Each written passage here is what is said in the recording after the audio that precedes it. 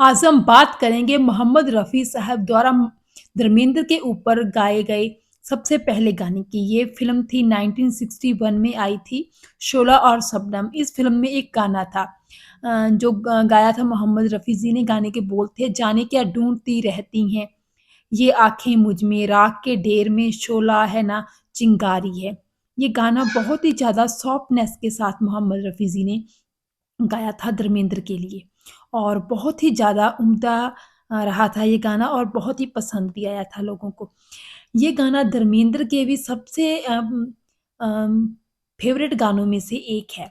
धर्मेंद्र के साथ एक इंटरव्यू में जब उनसे पूछा गया था कि उन्होंने बहुत सारे सिंगर्स के साथ काम किया है, बहुत सारे सिंगर्स ने उनको आवाज़ दी है, बहुत सारे गायकों ने, लेकिन उनमें से सबसे ज़्यादा लोकप्रिय उनको कौन है सबसे ज़्यादा दिल के करीब? तो उन्होंने बताया था कि यूँ तो सभी गायक बहुत अच्छे हैं, किशोर दा और सभी गायक, लेकिन उनके दिल के सबसे करीब मोहम्मद रफ़ी हैं।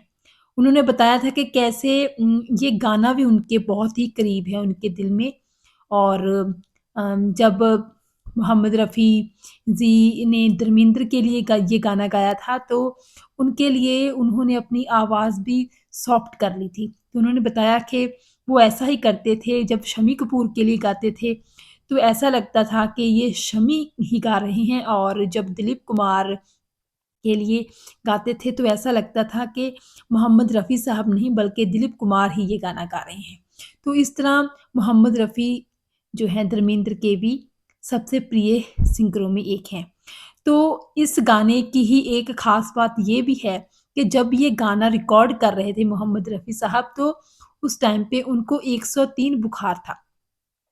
कहते हैं कि उन्होंने फिर भी अपनी बीमारी में भी, अपने बुखार में भी इस गाने को रिकॉर्ड किया था। हालाँकि देखिए कोई भी अगर गायक हो, अगर उनकी तबीयत ठीक नहीं होती तो कह देते हैं कि हमारी तबीयत ठीक नहीं है और आराम करते हैं। लेकिन मोहम्मद रफ़ी साहब ऐसे नहीं थे, उनको पता था कि जो ये स्टूडियोज़ होते हैं, वो प्रोड्यूसर, डायरेक्टर प्लान्ड करके उनको जो है लेते हैं रिकॉर्डिंग करने के लिए और इस पे काफ़ी खर्चा भी आता है ये सब अरेंजमेंट करने के लिए। तो मोहम्मद रफ़ी साहब ऐसे सिंगर नहीं थे जो कि अपनी जो है सुविधा के लिए प्रोड्यूसर और डायरेक्टर का नुकसान करवाएँ। तो इसलिए अपनी बुखार में भी उन्होंने इस गाने की रिकॉर्डिंग की थी। लेकिन देखिए गाना कितना मधुर, कितना कोमल, कितना सॉफ्ट है।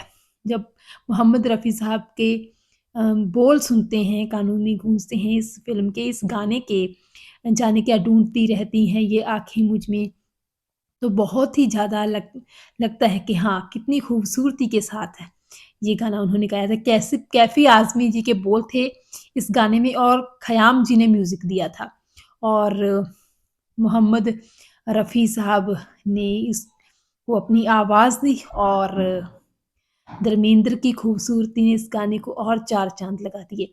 और आपको बता दें कि 1961 में जब ये फ़िल्म आई थी शोला और शबनम, तो 15 हफ्तों तक ये फ़िल्म छाई रही थी बॉक्स ऑफिस पर।